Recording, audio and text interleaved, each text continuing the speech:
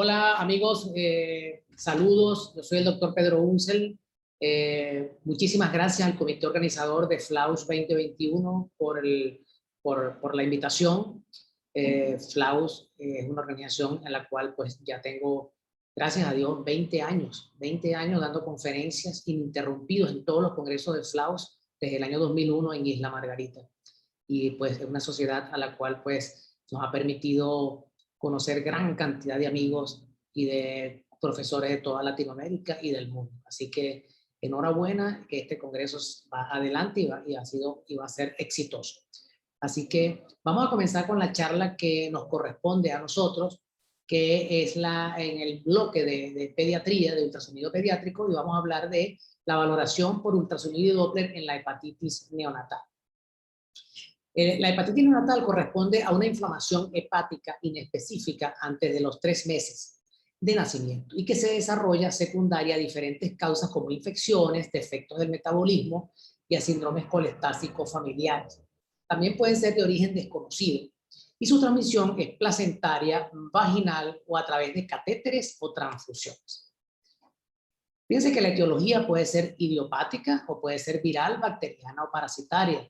Todas las patologías del síndrome TORCH pueden producir hepatitis neonatal, el citomegalovirus, la rubiola, el herpes, la hepatitis B, el Coxsackie B, la toxoplasmosis, la sífilis, etcétera, y una gama más de otras entidades, las cuales lo producen con menor frecuencia. Los pacientes con hepatitis neonatal van a tener generalmente pues, una clínica de colestasis, de coluria, van a tener hipocolia, casi nunca tienen acolia como pasa en la atresia de vías biliares, van a tener fiebre y pues clínicamente se les puede palpar un hígado grande y un vaso grande, pueden tener hepato, espleno, megalio. Fíjense, las causas de colestasis neonatal más frecuentes, entre comillas más frecuentes, pues la hepatitis neonatal es la primera, 1 por cada 4.800 a 9.000 nacidos vivos. La atresia de vías biliares estaría en segundo lugar, con 1 por cada 8.000 a 12.000 nacidos vivos. Y pues ya menos frecuente tendríamos el déficit de alfa-1 antitripsina, los quistes de colédoco, la enfermedad de Baylor, y también el síndrome de Alagille, que es la menos frecuente con 1 por cada 70.000 nacidos vivos. Estas son en contexto pues las causas principales de colestasis neonatal. Hay que tomar en cuenta también el laboratorio. Cuando nosotros vamos a hacer un estudio de un niñito con colestasis, por supuesto que tenemos que tener a la mano siempre el laboratorio para ver los valores de la bilirrubina y ver cuál está a predominio, si es de la directa o de la indirecta. Y generalmente el concepto de colestasis nos dice que desde el punto de vista laboratorio, los pacientes con colestasis tienen una bilirrubina directa de 20% o más de la bilirrubina total y una bilirrubina directa de 2 miligramos por decilitro o más. También hay otras pruebas, ya que no se hacen en todos los países, por ejemplo, como los ácidos biliares séricos en ayuna, que generalmente se considera para colestasis cuando son más de 50 mol por litro. Ok. Vamos a ver, fíjate, este concepto de la doctora Harry Patiel del año 1994, que dice que la ecografía es el estudio inicial de imagen más útil para obtener información sobre el tamaño y la estructura hepática.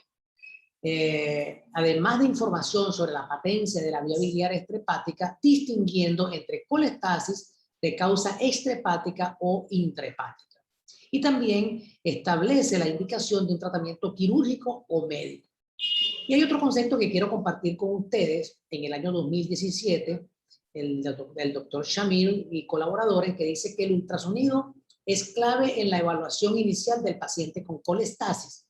Es una técnica de alta resolución, no invasiva, no ionizante, no requiere administración de contraste endovenoso, es económico y permite la valoración del hígado, las vías biliares y las estructuras vasculares. Es el estudio de elección para diferenciar entre causas obstructivas y no obstructivas de icteris. En cuanto a la técnica ecográfica, vamos a usar, recuerden que son niños recién nacidos o hasta los 3 meses. Entonces, el traductor ideal son traductores lineales, que pueden oscilar entre 7.5 a 17 MHz. Podemos usar traductores microconvexos, quizás en los niñitos un poquito más grandes, cercanos a los 3 meses, o también cuando tengamos que visualizar mejor el parénquima hepático en la parte más profunda. Pero generalmente no salirnos de estos dos traductores, del lineal de 7.5 a 17 MHz y del microconvexo de 5 a 9 MHz. Por lo general nunca usamos traductores convexos.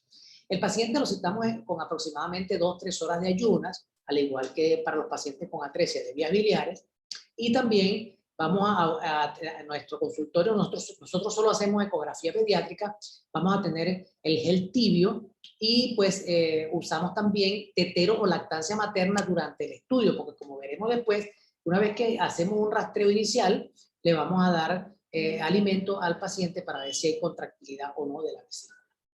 La vesícula biliar en el recién nacido es de aspecto piriforme, tiene paredes ecogénicas, un diámetro longitudinal de 15 a 30 milímetros, un diámetro posterior de 5 a 12 milímetros, el grosor de la pared es de 1 a 2 milímetros y tiene un volumen aproximado de 1.6 a 12 C. Esas son las características de una vesícula en un recién nacido. Aquí tenemos una vesícula en un recién nacido, hecho con transductor lineal con visión trapezoidal, al igual que esta otra, y fíjense el diámetro longitudinal entre 15 a 30 milímetros. En este caso, esta vesícula tenía 23 milímetros. Acá, el diámetro anteroposterior entre 5 a 12 milímetros, aquí el diámetro anteroposterior tenía 8 milímetros. Ok, la pared de la vesícula biliar tiene aproximadamente de 1 a 2 milímetros. Fíjense que en el caso de esta tiene 1.5 milímetros medido en la pared, en la parte anterior. Y el volumen de la vesícula biliar en un recién nacido está entre 1.6 a 2.0 cc. En el caso de este volumen, de este recién nacido, tiene 1.49 cc. O sea que se encuentra dentro de lo normal. Ok, ¿cuáles son los hallazgos ecográficos en la hepatitis neonatal?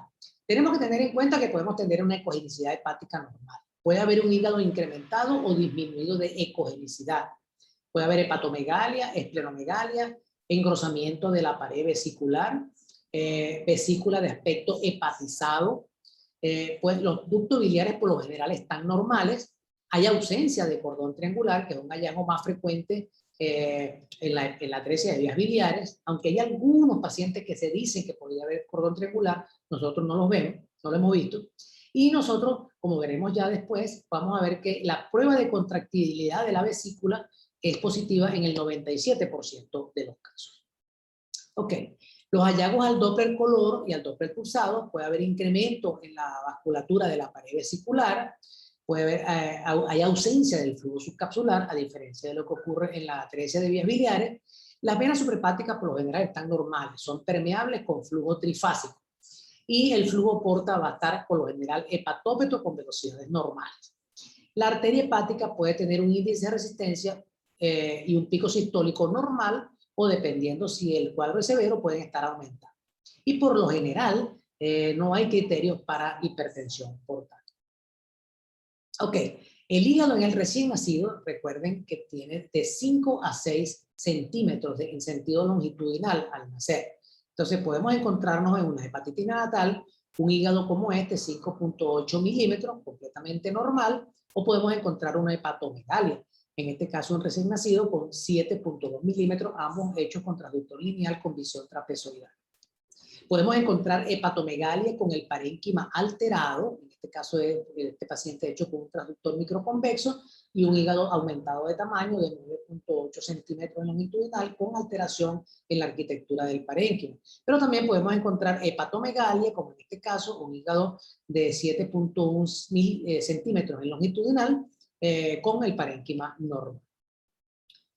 Podemos encontrar hepatomegalia con ecogenicidad aumentada, como en este caso, fue un incremento en la ecogenicidad, tanto en el paciente realizado con transductor microconvexo o con el transductor lineal con visión trapezoidal, pero la ecogenicidad se encuentra incrementada. Esta es otra forma de verlo, hepatomegalia con ecogenicidad aumentada. Podemos encontrar, por supuesto, hepatomegalia y esplenomegalia. El vaso en el niño recién nacido debe medir aproximadamente 3 a 4 centímetros. En este caso de este pacientico, recién nacido, tenía ya un hígado aumentado de tamaño de 8.0 centímetros por 3.1 en anteroposterior. Entonces, podemos encontrar hepatoesplenomegalia. La vesícula biliar, recuerden que la pared de la vesícula debe medir de 1 a 2 milímetros. En los niños con hepatitis neonatal, la pared de la vesícula está engrosada y mide, en este caso, mide 2.8 milímetros, está por encima de lo normal, a predominio siempre de la serosa. Y eso es importante, porque en la hepatitis neonatal vamos a tener el engrosamiento a predominio de la serosa. Aquí tenemos otra vesícula con un paciente con una hepatitis neonatal y engrosamiento de la pared vesicular a predominio de la serosa. En este caso medía 3 milímetros.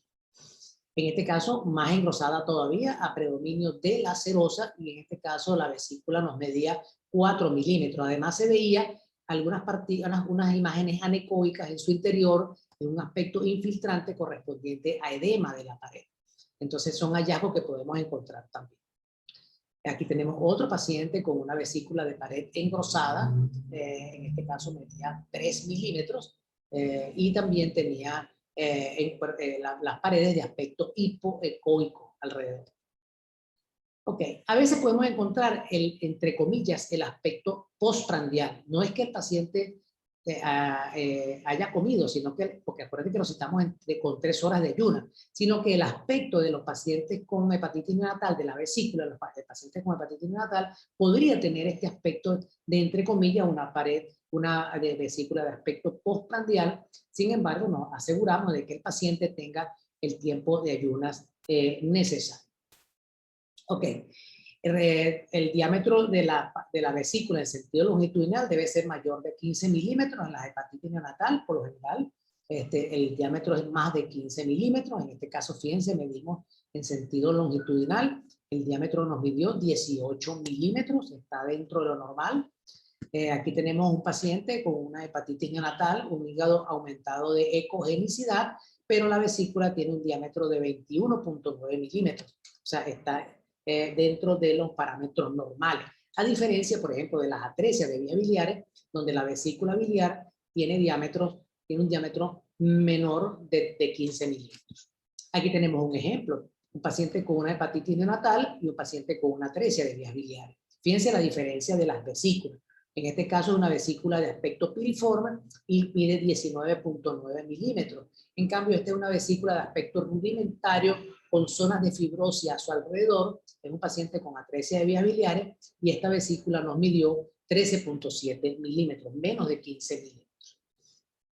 La vesícula también en la hepatitis neonatal puede estar hepatizada. Se dice que es hepatizada porque se llena de barro biliar y toma un aspecto de una ecogenicidad similar a la del hígado. Hay que tener mucho cuidado porque a veces pueda que se nos puede mimetizar con el parénquima hepático y por aquí tenemos que usar el traductor adecuado, que es el traductor lineal, para poder observar este tipo de vesícula hepatizada. Aquí tenemos otra vesícula hepatizada. Fíjate que la ecogenicidad es similar a la del parénquima hepático y tiene las paredes hipoecoicas y engrosadas a predominio de la serosa, pero el tamaño de la vesícula es de 27 milímetros, una vesícula completamente normal de tamaño. Aquí tenemos otra vesícula de aspecto hepatizado, fíjense, usando el traductor lineal con visión trapezoidal, es el traductor adecuado para visualizar este tipo de vesícula, y las paredes engrosadas a predominio de la serosa. Y si le colocamos el Doppler color, vamos a encontrar que puede haber un incremento en esa pared engrosada a predominio de la serosa, vamos a encontrar un incremento en la vasculatura. Aquí tenemos el mismo paciente, aquí con Doppler color, aquí solamente con blanco y negro, y vemos el aspecto hepatizado y la pared engrosada a predominio de la serosa. El colédoco por lo general va a estar normal. Siempre tenemos que revisarlo buscando de que no haya alguna quiste de colédoco, pues uno de los diagnósticos diferenciales, y el colédoco en un recién nacido mide de 1.2 a 1.5 milímetros, y con el transductor lineal lo vamos a ver perfectamente por delante de la vena porta. No confundirlo con la arteria hepática, para eso utilizamos el Doppler color, buscamos la vena porta y buscamos la vía biliar. Buscamos el colédoco, aquí vemos entonces con el Doppler color, el colédoco, la vena porta y la arteria hepática. Eso es importante para no confundir. Colocar el Doppler color a la hora de que tengamos alguna duda si es el colédoco o es la arteria hepática. Aquí tenemos que vamos a encontrar también ausencia del cordón triangular. A pesar de que hay algunos trabajos donde describen presencia de cordón en algunos casos aislados, nosotros por lo general en la hepatitis neonatal no encontramos la presencia de cordón triangular como si lo vemos en la atresia de vías biliares. Aquí vemos entonces ausencia del cordón triangular. Aquí tenemos un paciente con una vesícula hepatizada, la vena porta, y tenemos la presencia de la vía biliar extrahepática y no encontramos la presencia de cordón triangular, que recuerden que es un cordón fibrótico que mide más de 4 milímetros, el cual se ubica por delante de la bifurcación de la puerta hepática. Ok, y fíjense cómo sí, aquí tenemos una ausencia de cordón triangular en un paciente con hepatitis neonatal. En cambio, en este paciente con atresia de vías biliares, tenemos la presencia del cordón triangular. Ok, el flujo subcapsular hepático, que lo buscamos en un parámetro para atresia de vías biliares, en los pacientes con hepatitis neonatal, por lo general va a estar ausente. Vamos a usar para el flujo subcapsular hepático transductores lineales con una frecuencia de 7.5 a 17 MHz, un PRF de 1200 a 1500 con una ganancia entre 80 y 85% y un filtro de pared medio. Porque en los pacientes con hepatitis neonatal no encontramos flujo subcapsular. El flujo subcapsular es la presencia de flujo a nivel de vasos, ramas distales de la arteria hepática tocando la cápsula hepática, los cuales no los vemos en la hepatitis neonatal. En cambio, en los pacientes con atresia de vías biliares sí encontramos la presencia de flujo subcapsular positivo. Miren la diferencia entre hepatitis neonatal y atresia de vías biliares. Aquí lo vemos en estos dos videos. Miren la presencia, un paciente con hepatitis neonatal, flujo subcapsular negativo, un paciente con atresia de vías biliares, flujo subcapsular positivo. Ok, la arteria hepática es otro parámetro que lo estudiamos según los parámetros del doctor Gunson King, que lo describió en el año 2007, y en los pacientes con atresia de vías biliares vamos a encontrar una arteria hepática engrosada por encima generalmente de los 2 milímetros. En cambio, en la hepatitis neonatal, la arteria hepática tiene un grosor de 1.4, más o menos 0.3 milímetros en comparación con el grupo control, que es de 1.2 milímetros. Aquí ubicar siempre en el hilo hepático la vena porta y la arteria hepática, eso es importante. Aquí lo hacemos con el transductor lineal, después la ubicamos con el color y la medimos en el blanco y negro. Con el blanco y negro, en este caso, mide 1.3 milímetros, completamente normal. El pico sistólico y el índice de resistencia, dependiendo la severidad de la hepatitis, puede estar aumentado o puede estar normal. En este paciente, por ejemplo, tenía un pico sistólico normal de 43 centímetros por segundo y un índice de resistencia normal de 0,61. Lo normal en el pico sistólico es hasta 50 centímetros por segundo y el índice de resistencia, por lo general, lo normal es hasta 0,70. En este paciente tenía un pico sistólico elevado de 89 centímetros por segundo y un índice de resistencia elevado de 0.74 en este caso, el índice de resistencia. Y el otro parámetro, la vena porta, que por lo general en la hepatitis neonatal va a estar normal y se comporta como una vena porta como pacientes no atresia de vías biliares. Se comporta como una vena porta normal, por lo general no hay signo de hipertensión portal. Tiene un flujo de aspecto sinusoidal, ondulante, y que oscila entre 0,20 a 0,30 metros por segundo en su promedio de las velocidades máximas. Pero no hay criterios para hipertensión portal. Y las venas subrepáticas son permeables con un flujo trifásico completamente normal. Ok, y ya estamos terminando para ajustarnos al tiempo. Pues lo que le hacemos también a estos pacientes con hepatitis neonatal es la prueba de contractilidad, que es la fracción de eyección postprandial. Citamos al paciente con al menos 3 horas de ayuno, preferiblemente el primer paciente en la mañana. Medimos el diámetro anteroposterior de la vesícula, que debe medir de 5 a 12 milímetros, con un volumen de 1.5 a 12 C. Le damos tetero o lactancia materna posteriormente y los vemos de 1 a 1.30 horas después. Y medimos nuevamente el diámetro anteroposterior o el volumen vesicular. Y decimos que la prueba es positiva cuando tiene más del 50% de contractilidad. Entonces aquí tenemos una vesícula que medía 6.3 milímetros y después postprandial 1.8 milímetros, más del 50%. Aquí tenemos otra vesícula positiva, 8.3 milímetros, y posterior a la ingesta, 2.7 milímetros, más del 50%. Y aquí tenemos otra que medía 2.9 milímetros y posterior a la ingesta, midió 1.4 milímetros, también positivo. El volumen también lo podemos medir. Recuerden que en este caso un paciente preingesta 1.49 cc, posingesta 0.67 cc, también positivo. La prueba de contractilidad, igual que esta otra, que preingesta 0.77 cc y posingesta 0.23. Entonces ya terminando, pues ajustándonos al tiempo, pues recuerden la vesícula normal en los pacientes que pueden cursar con hepatitis neonatal o no. En los pacientes con hepatitis neonatal pueden tener vesícula de paredes engrosadas a predominio de la serosa, y en los pacientes con atresia de vías biliares vamos a tener una vesícula pequeña, rudimentaria, con muchas zonas de fibrosis en su anterior.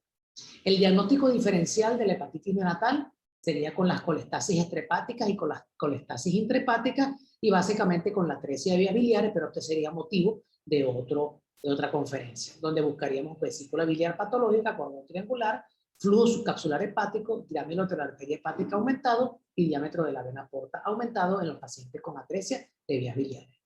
Muchísimas gracias. Ahí está mi correo electrónico, mi Twitter, y de verdad que al comité organizador, muchísimas gracias por la invitación y esperamos haber cumplido con los objetivos de esta charla. Muchísimas gracias.